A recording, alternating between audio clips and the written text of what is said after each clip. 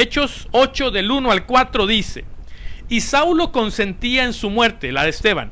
En aquel tiempo hubo una gran persecución contra la iglesia que estaba en Jerusalén, y todos fueron esparcidos por las tierras de Judea y de Samaria, salvo los apóstoles.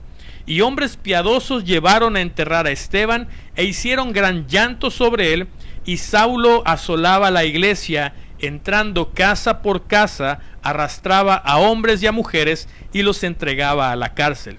Pero los que fueron esparcidos iban por todas partes anunciando el evangelio.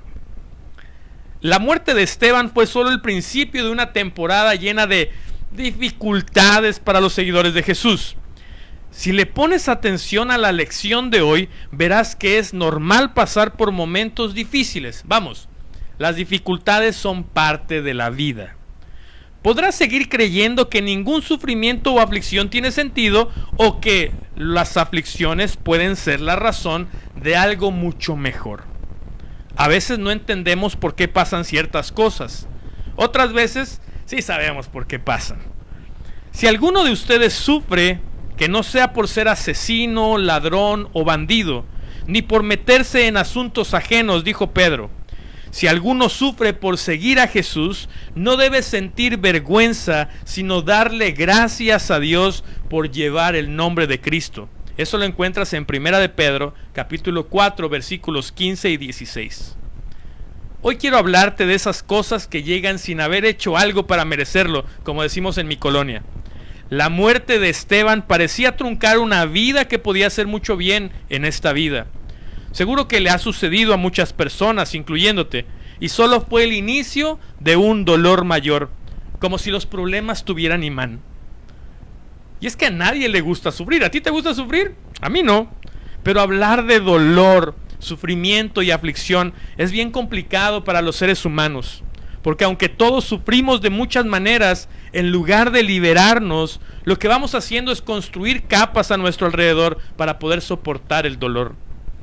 La aflicción se convierte en un feroz depredador, y el miedo nos convierte en víctimas que se congelan ante la amenaza. Nos hemos ido formando en base a esta respuesta desde niños, que nos aferramos al dolor tanto como si fuera parte de nuestra vida, como si no hubiera otra manera de vivir. Conozco mucha gente que, aunque no le gusta sufrir, el dolor es su presente y hasta parece que se acostumbra a él. Pero eso no es la verdadera vida. El evangelio de Jesús no desaparece los problemas ni las aflicciones. Jesús dijo en Juan 16:33: yo les he dicho estas cosas para que en mí hallen paz. En este mundo afrontarán aflicciones, pero anímense, yo he vencido al mundo. Entonces, podrías preguntarte, si me uno a la comunidad horizontal, ¿me van a seguir pasando cosas malas? No, solo las cosas que son normales para los seres humanos. Esto seguro no esperabas oírlo, pero Jesús lo predijo. Él dijo en Juan 16:6: se han puesto tristes por lo que les dije. Pero espérate, aún no terminamos, apenas solo voy describiendo la realidad. Jesús contó una historia. Todo aquel que viene a mí, dijo Jesús, que oye mis palabras y las lleva a la práctica, puede compararse a un hombre que para construir una casa cavó primero profundamente y puso los cimientos sobre la roca viva. Cuando luego se desbordó el río y se produjo una inundación, aquella casa resistió el embate de las aguas porque estaba bien construida. En cambio, todo aquel que me oye pero no actúa en consecuencia puede compararse a un hombre que construyó una casa sin cimientos, solo sobre el suelo. Cuando el río se precipitó sobre ella, se vino abajo al instante y fue grande su ruina. Esa historia la encuentras en Lucas 6, 47 al 49. Entonces, si es normal que a los seres humanos nos vengan dificultades como ríos que inundan, sería inteligente que nos preparáramos muy bien para cuando lleguen.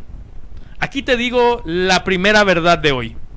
Ningún mal proviene de Dios, pero Él puede usar la situación que nos afecta para un bien mayor. ¿Por qué te está pasando lo que te está pasando? ¿Y por qué has sufrido lo que has sufrido? Esa respuesta no la tengo por el momento, Pero sí sé otra verdad que tiene que ver con la respuesta. La segunda verdad de hoy dice: tú tienes una misión. En primera de Pedro 2:9, Pedro dice: ustedes pertenecen a Dios para que proclamen las obras maravillosas de aquel que los llamó de las tinieblas a su luz admirable. Jesús le ha pedido a cada uno de nosotros que vayamos y le contemos a otros las cosas buenas que Dios ha hecho por nosotros. Y sí, esas cosas buenas normalmente suceden en medio de las cosas malas de la vida. ¿Y esto qué tiene que ver con tu situación o con esa situación que te está causando tanta angustia, estrés y dolor? ¿De qué sirvió la muerte de Esteban y la persecución de la iglesia? ¿Qué culpa tenían de la intolerancia de las demás personas? ¿Por qué nos enfermamos? ¿Por qué te tuvo que pasar a ti eso que te pasó?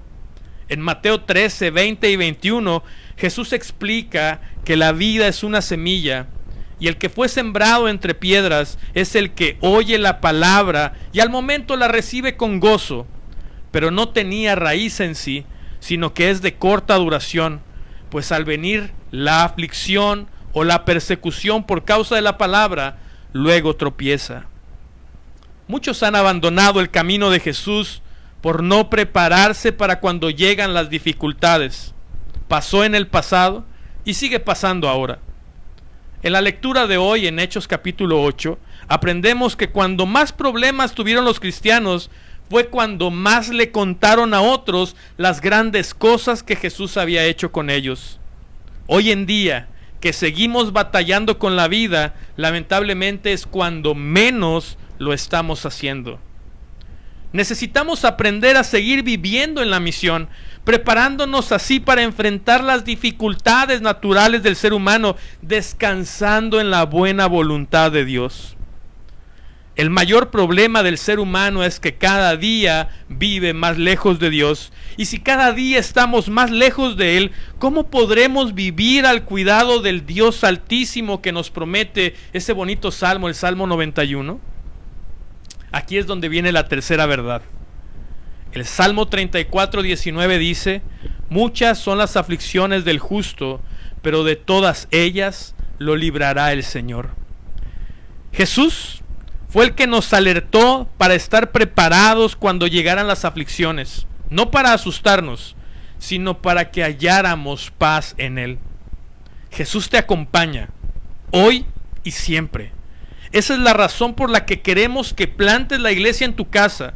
Créeme, el que nosotros deseamos que plantes la iglesia en tu casa no se trata, como en la religión, de querernos hacer famosos o demostrarle a otros que somos mejores o que tenemos un mejor plan. La única intención por la que te animamos, te urgimos a plantar la iglesia en tu casa es que viva lo mismo que los cristianos del principio vivieron. Deseamos que Jesús te acompañe y también acompañe a muchos más. Solo en Jesús hay paz en medio de la tormenta. Escúchalo bien. Solo en Jesús hay paz en medio de la tormenta, y esta verdad debería acercarnos más a Él para conocerlo y para disfrutarlo, nunca lo contrario.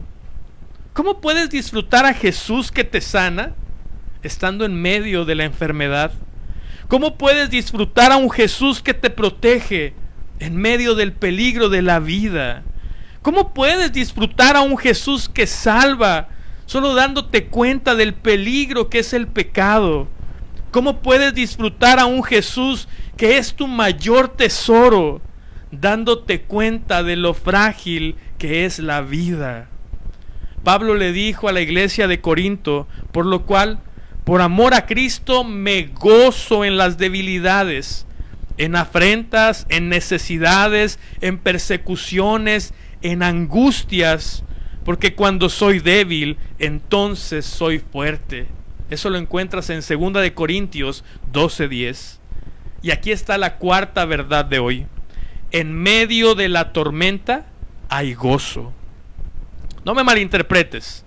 No nos alegramos por el mal que sucede. Eso no es saludable. En medio de la tormenta, nuestro gozo es de que no estamos solos y que Jesús que visita nuestra casa va a hacer algo mejor de lo que la vida había planeado de mal. Esto no es sencillo, pero para eso Jesús nos ha dejado unidos a su cuerpo, que es la iglesia, para llevar la pesada carga de las situaciones unos con otros. A mí me sorprende ver cuántas palabras de ánimo se dan en el grupo de oración cuando alguien comparte sus aflicciones. Eso es vivir descansando bajo la sombra de sus alas. Eso no significa que no nos duela o que ahora somos superhéroes que podemos manejar las circunstancias.